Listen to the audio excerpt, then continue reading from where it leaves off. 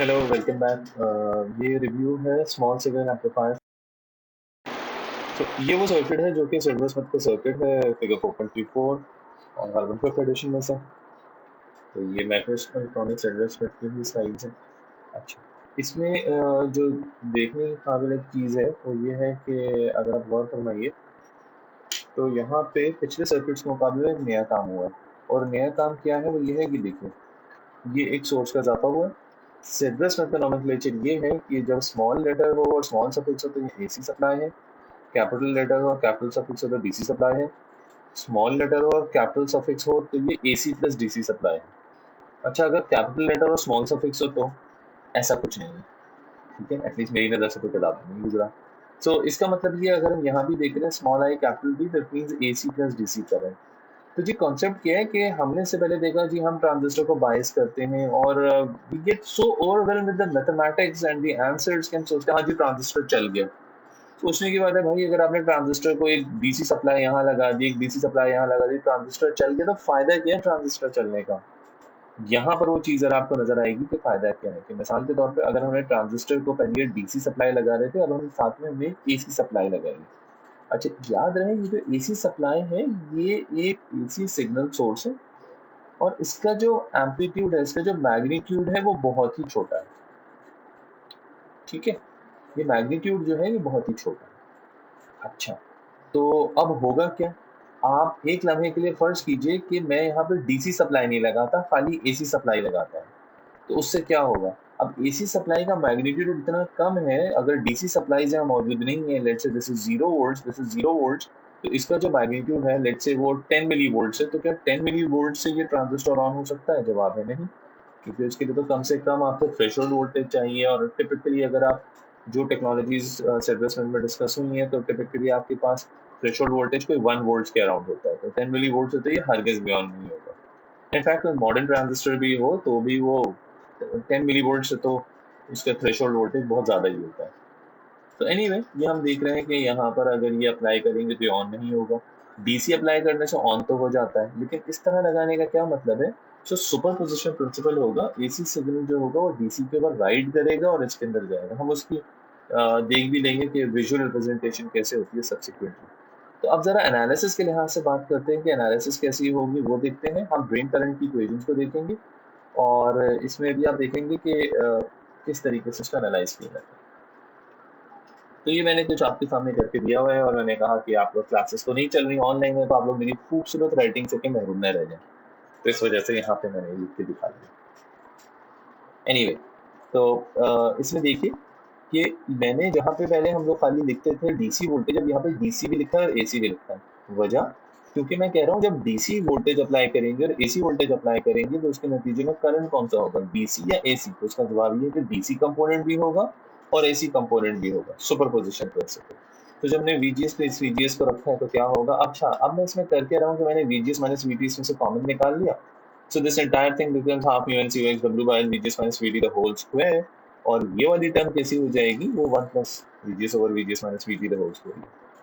अब अगर हम ये जानते हैं कि भाई vgs जो है इसकी वैल्यू तो बहुत ही छोटी है, so vgs is very very less than vgs minus vt, right? So इसका मतलब ये, अगर ऐसा होगा तो अगर आप इस ब्रैकेट को ओपन करते हैं, then the square may be neglected, तो ये टर्म क्या बचेगी? तो इसलिए देखिए अप्रोक्सीमेट का साइन आया है और आईडी बराबर हो जाएगा कैपिटल आईडी। ये भला कैपिटल आईडी क्या है? This entire thing is capital ID.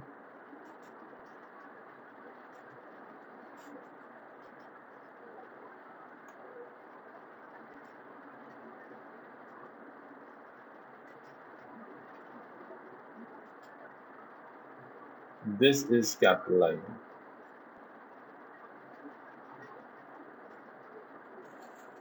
यानी कि डीसी पर। अच्छा जनाब, उसके बाद क्या होगा जी? 1 प्लस वीजीएस ओवर, आपने ये देख लिया। और फिर हम ये देखते हैं कि आपके वीजीएस ये है। आईडी की बात करें तो अब ये इस तरह से बन गया और ये वाली जो टर्म है 1 प्लस 2 वीजीएस। अच्छा, मैं ब्रैकेट ओपन कर रहा हूँ तो अब क्या होगा? मैंने इसको खास अंदाज में अरेंज किया। तो ID is equals to ID plus this thing. अब इसको क्या किया है कि 2 ID over VGS minus VT times VGS. अब ये वाला जो टर्म है अगर आप इसमें देखें तो आईडी क्या है, डीसी वैल्यू है, वीजीएस माइनस वीडी क्या है, ये भी एक डीसी वैल्यू है। स्मॉल वीजीएस क्या था, ये एसी वैल्यूज थी, तो मैंने डीसी वैल्यूज को एक साथ लिखा हुआ। तो ये करंट अपॉन वोल्टेज है। अगर ये करंट अपॉन वोल्टेज है तो आप इसको क्या कहेंगे भाई, करंट अपॉन वोल्टेज है, छूटते ही कहते हैं कि ये तो कंडक्टेंस है। कंडक्टेंस होती है जब ड्रेन करंट ड्रेन वोल्टेज के साथ ही रिलेटेड होता है, लेकिन यहाँ तो ड्रेन करंट का ताल्लुक गेट वोल्टेज से है। कहाँ ड्रेन कहाँ गेट, एक आउटपुट पर और एक इनपुट पर। तो इस वजह से क्या होता है कि आपने आउटपुट के करंट को इनपुट के वोल्टेज से रिलेट किया है। आउटपुट के करंट को इनपुट के करंट वोल्टेज से रिलेट करने की वजह से हम इसके लिए इस्तेमाल करते हैं ट्रांस कंडक्टेंस। ट्रांस प्रीफिक्स वहां इस्तेमाल किया जाता है whenever you want to refer to something which is across some bounds. For example, if you talk about transatlantic flights from London to New York, तो ये अटलांटिक ओशन के एक कोने से दूसरे कोने तक होती है। ट्रांस का मतलब ये होता है अक्रॉस अ रीजन। तो इसलिए चूंकि ये आउटपुट को इनपुट से मिला रहा है, इसलिए हम इसे ट्रांस कंडक्टेंस कहते हैं। ब्यूटीफुल नेम है ना। ये अच्छी चीज है साइंस की। आप देखिएगा हमेशा जो चीजें होती हैं इसमें बामुसम्मा होती हैं, यानी जो नाम वही पहचान। Anyway, moving forward, ID is equals to capital ID plus GM VGS. और जीएम वीजीएस कहाँ से आ गया, ये जीएम है। अब अगर आप गौर फरमाएं तो मैंने आईडी जो आप ये जो हमारे पास आईडी था जिसके लिए हमने पहले भी बात की थी कि ये एसी प्लस डीसी करंट है, तो ये इसका डीसी कंपोनेंट हो गया और ये एसी कंपोनेंट है, इसलिए मैंने इसे स्मॉल आईडी।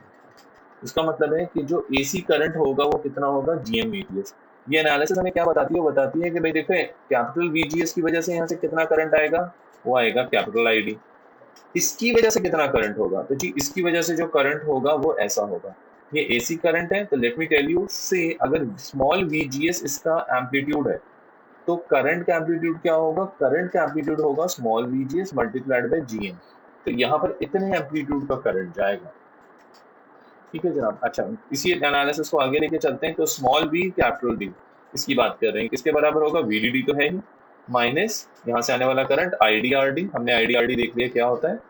अगर मैं इसकी वैल्यू सब्स्टिट्यूट करता हूँ और उसको मैं जरा अलग कर रहा हूँ, तो VDD minus IDRD, this is our old friend capital V capital D, यानी कि डीसी वोल्टेज, और जो बाकी बचा है वो एसी वोल्टेज है।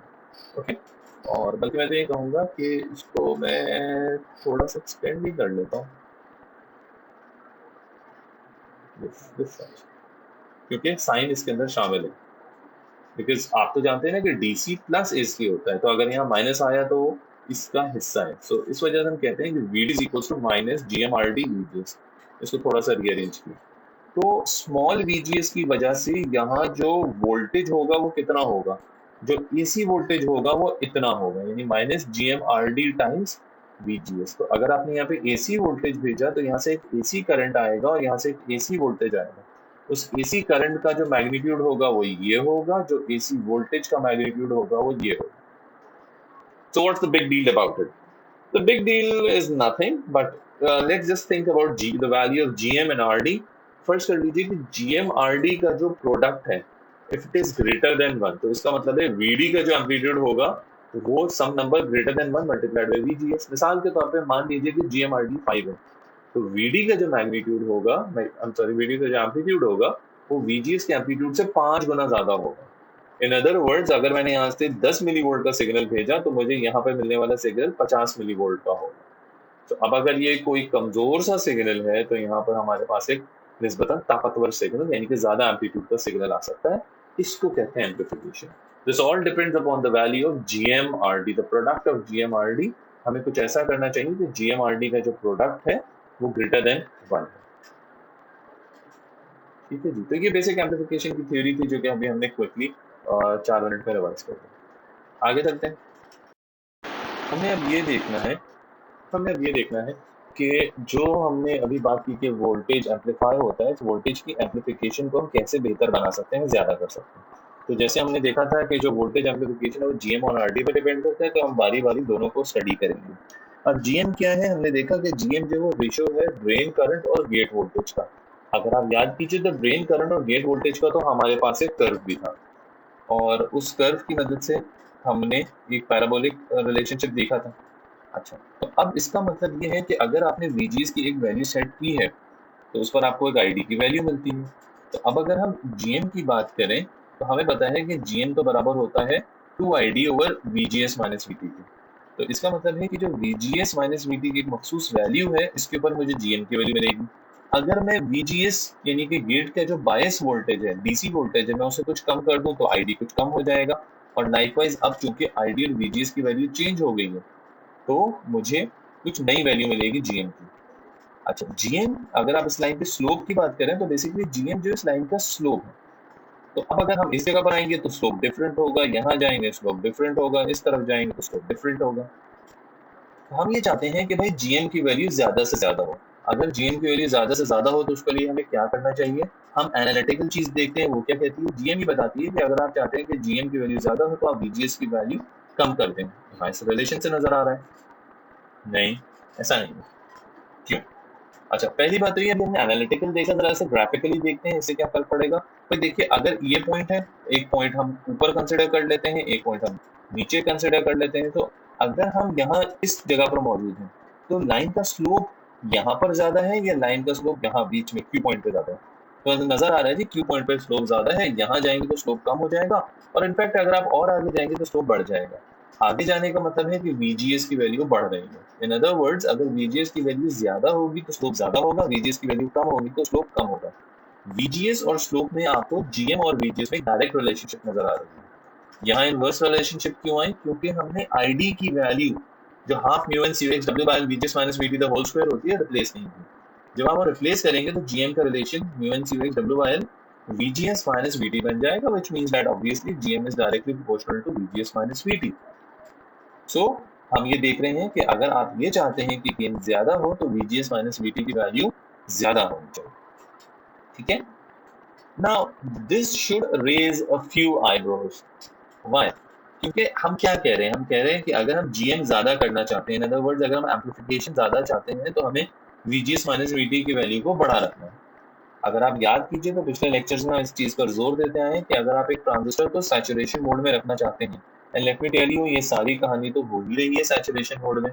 तो सैचुरेशन मोड में रखने के लिए VGS माइनस VT को कम रखना चाहिए। लेकिन अगर आपने सैचुरेशन मोड में रखने के लिए VGS माइनस VT को कम किया तो आपको GM की वैल्यू भी छोटी मिलेगी, आपको एम्पलीफिकेशन नहीं मिल रही। अब अगर मैंने GM को बढ़ाने के लिए VGS माइनस VT को बढ़ा दिया तो इस बात का खतरा है कि ट्रांजिस्टर तो सैचुरेशन में रहेगा ही नहीं, वो ट्रायोड में पहुंच जाएगा। तो अब हम किस बात का ख्याल रखें? हम GM को खुश करें या हम सैचुरेशन मोड का ख्याल करें? सो this is basically a trade off. ऐसा नहीं है कि आप जितना मर्जी गेन बढ़ाने के लिए VGS माइनस VT को बहुत बढ़ा सकें। Now you have to have a balancing act. Either आपके पास VGS माइनस VT की वैल्यू ऐसी होनी चाहिए कि आपके पास जो ट्रांजिस्टर है वो सैचुरेशन में भी रहे और आपको एक माकूल हद तक गेन की वैल्यू भी मिल सके। तो हमें जो एम्पलीफिकेशन के जो दो फैक्टर्स थे उसमें से एक फैक्टर है GM, एक है RD। हमने GM का इफेक्ट देखा कि जी हाँ, GM को ज्यादा से ज्यादा होना चाहिए, लेकिन GM को ज्यादा करने के लिए हमें VGS माइनस VT को ज्यादा करना पड़ेगा, जो कि शायद इतनी अच्छी बात नहीं होगी। तो GM के साथ हमारे साथ एक लिमिटेशन आ रही है कि हम GM को बहुत ज्यादा नहीं बढ़ा सकते। नेक्स्ट हम ये देखेंगे कि RD से क्या फर्क पड़ता है। सो वोल्टेज की एम्पलीफिकेशन जैसा कि हम जानते हैं वो GM/RD है। तो हमारे पास होना यही चाहिए कि RD की वैल्यू जो है वो ज़्यादा से ज़्यादा हो। लेकिन अगर हम याद करें तो RD के एक और पहलू भी था, और वो क्या था? वो ये था कि RD की वजह से हमारी DC बायसिंग पर क्या फ़र्क पड़ेगा। हम इसको ज़रा सा रिकॉल करते हैं। तो जैसे कि हमें पता था कि RD जो है वो बराबर होता है VDD minus VD upon ID के। तो अब अगर मैं इसमें RD को बढ़ा देता हूँ तो इसका मतलब है क्या होगा? ID कम हो जाएगा, राइट? रॉन्ग। ये सबसे कॉमन मिस्टेक है जो लोग समझते हैं कि अगर हमने RD को बढ़ाया तो ID DC करंट कम हो जाएगा। ऐसा नहीं हो सकता। RD को बढ़ाएंगे तो ID कम नहीं होगा। क्यों नहीं होगा? क्या ओम्स लॉ गलत है? ओम्स लॉ गलत नहीं है, लेकिन RD बढ़ाने से ID कम होने का मतलब ये है कि आप ये कह रहे हैं कि वोल्टेज कांस्टेंट है। अच्छा, यहाँ पर ये जरा गौर फरमाइए कि RD के नीचे तो ट्रांजिस्टर सैचुरेशन मोड में मौजूद है, जिसका मतलब है कि ट्रांजिस्टर का करंट वो कांस्टेंट होगा। अगर ट्रांजिस्टर का करंट कांस्टेंट होगा तो ये वही करंट है जो रेजिस्टर से गुजर रहा है, which means कि रेजिस्टर का करंट भी इस वजह से कांस्टेंट होगा, because RD and the transistor are in series. So if ID is constant, VDD is the supply is obviously constant। तो अब अगर मैं RD को कम करता हूं से तो उसका नतीजा ये होगा कि ये VD होगा जो बढ़ जाएगा। तो RD के चेंज से VD पर चेंज आता है। तो लेट्स से अगर मैं ज्यादा गेन चाहता हूं तो इसका मतलब है कि मुझे RD की वैल्यू को ज्यादा से ज्यादा करना चाहिए, लेकिन अगर मैंने RD की वैल्यू को बढ़ाया तो VD जो होगा वो नीचे चला जाएगा, यानी कि VD कम हो जाएगा। अगर VD कम हो जाएगा तो इसमें क्या प्रॉब्लम है? VD कम होने में जो बेसिकली प्रॉब्लम आएगी वो ये आएगी कि हम जानते हैं कि VD को ज्यादा होना चाहिए किससे? VG माइनस VT से। तो अब अगर हमने ये काम कर दिया कि हमने VD को कम करने लगे तो इसका मतलब है कि सैचुरेशन मोड से ट्रांजिस्टर निकल सकता है। तो अब हमारे सामने ट्रेड ऑफ क्या आया कि गेन के लिए, वोल्टेज एम्पलीफिकेशन के लिए रेजिस्टेंस ज्यादा होनी चाहिए, लेकिन अगर रेजिस्टेंस ज्यादा करेंगे तो फिर ये खतरा है कि ट्रांजिस्टर सैचुरेशन से निकल जाएगा। तो अगेन इफ वी सी, तो हमारे सामने फिर वही सिचुएशन आ जाती है कि एक को मनाएं तो दूजा रूठ जाता है। अब हम क्या करें? तो अगर मैं वोल्टेज गेन के हवाले से बात करूं, वोल्टेज एम्पलीफिकेशन के हवाले से बात करूं, तो हमने ये चीज देखी थी कि जो V0 है, और लेट्स से अगर मैं इसे V0 अपॉन VGS कह देता हूं, तो V0 अपॉन VGS जो है वो बराबर होगा माइनस GM RD के। अच्छा, अब अगर आप ये गौर फरमाइए कि GM किसके बराबर है, तो अभी हमने थोड़ी देर पहले ही देखा कि GM is equals to 2ID over VGS minus VT होता है। एंड सिमिलरली अगर हम RD की बात करें तो जैसे कि ऊपर लिखा हुआ है, this is VDD minus VD over ID होता है। तो दिस शोज कि हम ID इसमें से रिमूव हो सकता है, और V0 अपॉन VGS बेसिकली किस पे डिपेंड करेगा? तो V0 अपॉन VGS जो है वो VDD minus VD divided by VGS minus VT। By the way VGS minus VT को ओवरड्राइव वोल्टेज भी कहा गया है किताबों में, so you can say that। तो V0 अपॉन VGS जो है वो इस पर डिपेंड करता है, यानी अब अगर हमें गेन ज्यादा चाहिए तो हमारे पास इनफैक्ट VGS माइनस VT की वैल्यू कम होनी चाहिए। आप कह सकते हैं कि जी हमने तो कहा था VGS माइनस VT की वैल्यू कम होने से गेन कम हो, GM कम हो जाएगा, लेकिन अब GM RD को देख रहे हैं कि इन दोनों का क्या इम्पैक्ट होना है। सो इट सीम्स लाइक कि VGS minus VT should be as small as possible. Okay, और अगर ऐसा होगा तो, और फिर हमारे पास जो V0 अपॉन VGS है, तो हमारे पास BD की वैल्यू कैसी होनी चाहिए? That again depends upon the current. तो आप ट्रांजिस्टर की साइजिंग किस तरह से करें, कुछ करें, तो बेसिकली V0 अपॉन VGS का इनसे ताल्लुक बनता है। और आप ज्यादा से ज्यादा V0 अपॉन VGS कितना कर सकते हैं, उसके लिए ये है कि जो VD की वैल्यू है ये कितनी कम हो सकती है। तो VD की मिनिमम पॉसिबल वैल्यू जो होगी वो डिटरमाइन करेगी कि V0 अपॉन VGS कितना जा सकता है। तो अगर मैं VD की मिनिमम वैल्यू तो सोचूं, तो VD की जो मिनिमम वैल्यू है वो क्या हो सकती है? एक आइडिया ये है कि भाई VD की अगर हम मिनिमम वैल्यू की बात करें और सैचुरेशन मोड में बात करें, तो VD की जो मिनिमम वैल्यू पॉसिबल है वो है VGS माइनस VT। तो अगर हम इस चीज को जहन में रखते हैं तो हमें नजर आता है कि V0 upon VGS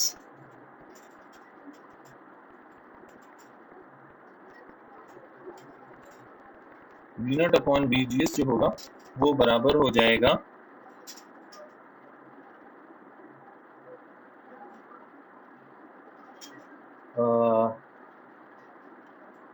2 times VDD minus overdrive voltage divided by overdrive voltage. जैसे कि मैंने कहा कि VGS माइनस VT जो है ये ओवरड्राइव वोल्टेज के बराबर होता है, VOV।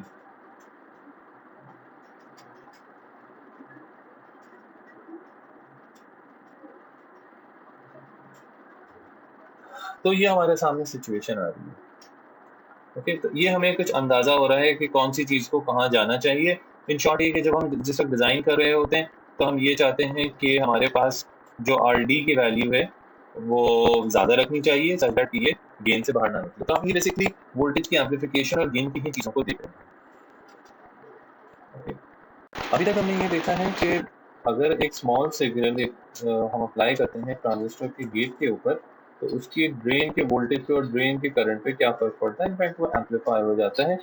कितना एम्पलीफाई होता है इसको हमने देखा, उसकी एक्सप्रेशन देखी, और फिर हमने ये भी देखा कि वो जो एक्सप्रेशन है how can we maximise it, वो जिन फैक्टर्स पे डिपेंड करता है, उन फैक्टर्स को बढ़ाने के लिए क्या किया जा सकता है, इस चीज को हमने एनालाइज किया। अच्छा, अब किसी चीज को हम एक दूसरे व्यू पॉइंट से देख रहे हैं कि फर्ज कीजिए जो हमने सेकेंड अप्लाई किया है, अगर हम उसे ऑसिलोस्कोप पर देखते हैं तो आपको क्या नजर आता है। तो लेट से पहले हम बात कर लेते हैं इनपुट सिग्नल की, जो कि गेट पे अप्लाई किया है। तो देख लीजिए यहाँ पर ये जो ब्लू लाइन है, एक ट्राइंगुलर वेव को रिप्रेजेंट कर रही है, और ये ट्राइंगुलर वेव में एक डीसी ऑफसेट मौजूद है। जो डीसी ऑफसेट है वो VGS है, और ये जो स्मॉल वी कैपिटल GS नजर आ रहा है, ये टोटल सिग्नल है। तो जो सिग्नल बेसिकली VGS के ऊपर DC वैल्यू पर राइड कर रहा है वो ये है, और इसकी जो पीक टू पीक वैल्यू है वो V है। तो जो V है बेसिकली ये इसकी पीक टू पीक वैल्यू बनती है।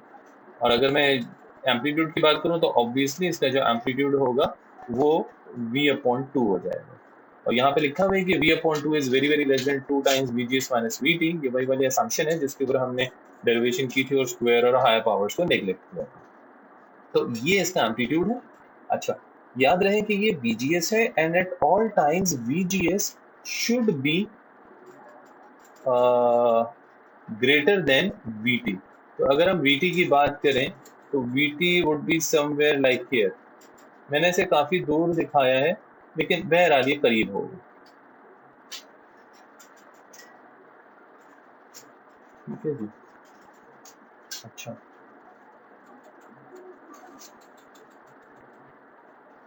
इस सिग्नल का एम्पलीट्यूड कितना होता है? जैसे मैंने बात करी कि 20 मिली वोल्ट है, तो ये इनफैक्ट एक एग्जैजरेटेड सी चीज है। तो से अगर हम VGS की बात करें, VGS लेट से 2 वोल्ट है, या लेट से VGS जो है वो 2.5 वोल्ट है, वॉट एवर। तो इसके ऊपर जो सिग्नल राइड कर रहा है इसका एम्पलीट्यूड बहुत ही कम है, यानी वो समझ लीजिए 20 मिली वोल्ट इतना इसका पीक टू पीक वैल्यू होगी। तो ऑब्वियसली अगर इसको बिल्कुल टू स्केल देखा जाता तो शायद आप इससे देख नहीं पाते। अच्छा, अब अगर ये सिग्नल होगा VGS का, तो आउटपुट का सिग्नल कहाँ होगा? जाहिर सी बात आउटपुट टर्मिनल पे होगा, यानी ड्रेन टर्मिनल पर होगा। याद रहे कि ड्रेन टर्मिनल के ऊपर एक ड्रेन पे एक DC वोल्टेज ऑलरेडी मौजूद है, और वो DC वोल्टेज कितना है? वो DC वोल्टेज है कैपिटल V कैपिटल D। तो जो अब स्मॉल सिग्नल होगा आउटपुट का वो इसके ऊपर राइड करेगा, और हमने ये देखा था कि वो जो स्मॉल सिग्नल होगा उसका एम्पलीट्यूड क्या होगा, या उसके पीक टू पीक उसकी आउटपुट वैल्यू क्या होगी? वो इनपुट की value multiplied by GMRD, multiplied by GMRD ये वैल्यू है। सो अब अगर V पीक टू पीक है तो इसका मतलब है आउटपुट की जो पीक टू पीक वैल्यू होगी वो GMRD टाइम्स V होगी। इससे क्या पता चलता है? तो अब ये जो सिग्नल है GMRD V, ये तो AC सिग्नल है, और ये अब ये AC सिग्नल राइड करेगा एक DC सिग्नल के ऊपर। तो अब अगर एक AC सिग्नल DC सिग्नल के ऊपर राइड करता है, इसका मतलब क्या हुआ? इसका मतलब ये हुआ कि GMRD V/2 is the amplitude. तो ये सिग्नल VD से नीचे भी जाएगा, और ये सिग्नल VD से ऊपर भी जाएगा। अच्छा, अब ये ऊपर कितना जा सकता है? तो देखिए, ऊपर जो ये जा सकता है ये VDD से ज्यादा तो हो ही नहीं सकता। क्यों नहीं हो सकता? क्योंकि भाई VD is the amplitude, is the sorry the magnitude of the DC voltage. तो अब वहीं से तो सारा वोल्टेज आ रहा है, इससे तो एक्सीड नहीं कर सकता। तो अगर हम मैक्सिमम की बात करें तो VD max should be less than VDD। इसी तरीके से ये नीचे कहाँ तक जा सकते हैं? देखिए, हमने हमेशा कहा कि ड्रेन का जो वोल्टेज है वो gate voltage minus threshold voltage से ज्यादा हो। हमने कभी भी ये नहीं कहा कि ड्रेन का DC वोल्टेज गेट के DC वोल्टेज माइनस थ्रेशोल्ड से ज्यादा हो, या AC वोल्टेज ज्यादा हो, एक्सेट्रा वोल्टेज। और तो वोल्टेज वोल्टेज होता है, चाहे AC हो या DC, डिग्री की तरह।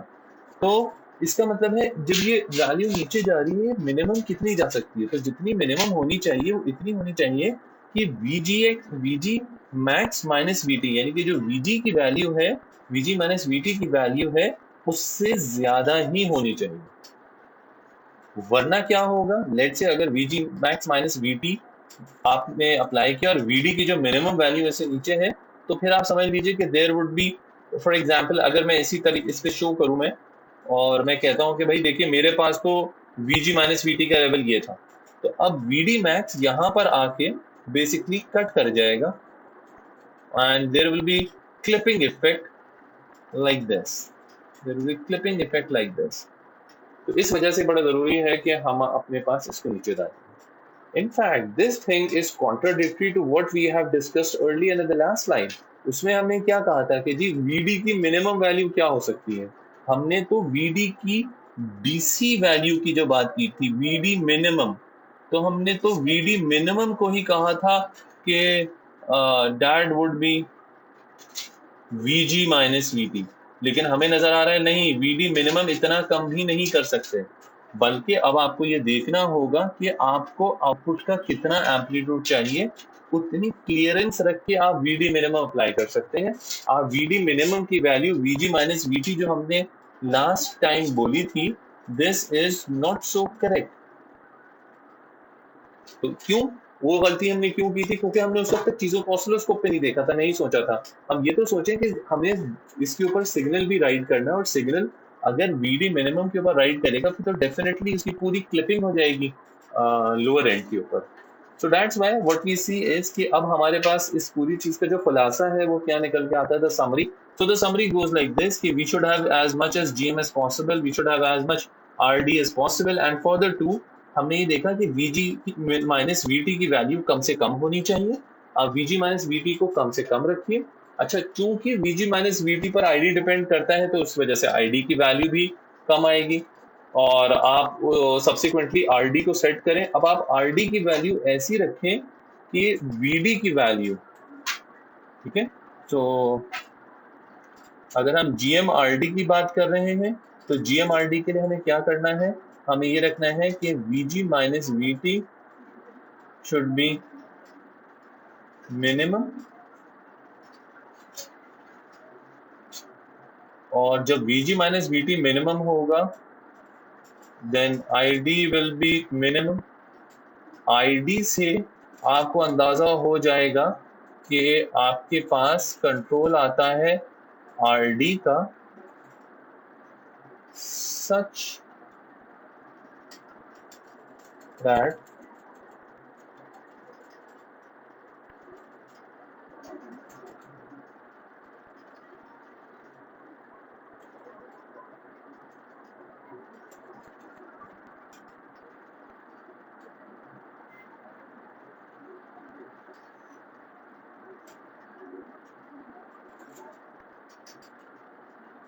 so RD से RD होना चाहिए such that VD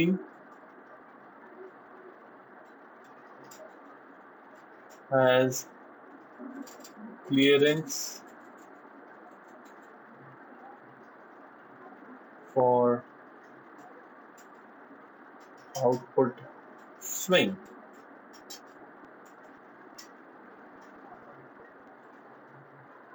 तो अब वो कितनी वैल्यू होगी, इट्स एनीबॉडीज गेस। आप कितना एम्पलीट्यूड रखना चाहते हैं, जितना आप एम्पलीट्यूड रखना चाहते हैं आपके उस हिसाब से VD को एडजस्ट करना होगा। So this is your design space, you have to select RD such that आपके पास वैल्यू VD की और क्लियरेंस वगैरह रहे, और फिर आप इस तरीके से इसको डिजाइन कर सकते हैं, राइट। तो अभी तक जो हमने चीज देखी स्मॉल सिग्नल एम्पलीफायर में, वो यही देखा कि अगर हम एक स्मॉल सिग्नल एम्पलीफायर बनाते हैं तो वो क्यों काम करता है, उसके पीछे मैथमेटिकल बैकग्राउंड क्या है, हमने वो ये देखा। उसके अंदर जो डिफरेंट फैक्टर्स होते हैं उनका सेंस क्या बनता है, उसका मतलब क्या है, फॉर एग्जांपल ट्रांस कंडक्टेंस का क्या मतलब है। फिर हमने देखा कि RD इसके अंदर क्या रोल प्ले करता है, किस तरह से कॉन्फ्लिक्टिंग रिक्वायरमेंट सामने आती हैं। तो ये सारी चीजें हमने देखी, और फिर उसके बाद ऑसिलोस्कोप पे देखा ताकि उस चीज की हमें एक विजुअलाइजेशन की मदद मिल सके। I would very strongly suggest कि इस चीज को प्लीज अपने तौर पर किसी भी सिमुलेटर में, सर्किट सिमुलेटर में सिमुलेट करके देखें, because that will give you very invaluable insight. ठीक है। सो नेक्स्ट स्टेज पर हम ये देखेंगे इंशाल्लाह नेक्स्ट वीडियो के अंदर कि ये जो हमने सारी बातें की हैं कि स्मॉल सिग्नल होता है, what is this small signal really, यानी कि अच्छा इसका मतलब है अगर मैं एक लैब के अंदर एक सिग्नल सोर्स लूँ और दो DC सप्लाई लूँ, उनको जोड़ के चलाऊँ तो सिग्नल एम्पलीफाई हो जाएगा। तो भाई इससे मेरी जिंदगी में कौन सा मसला हल हो रहा है? Why are we doing this? Are we doing it just for the sake of doing it? What is the real world application? And subsequently, what are the trade-offs? What are the design considerations in the designing of an amplifier? ये वो चीजें हैं जो कि हम next video के अंदर discuss करेंगे। Bye for now.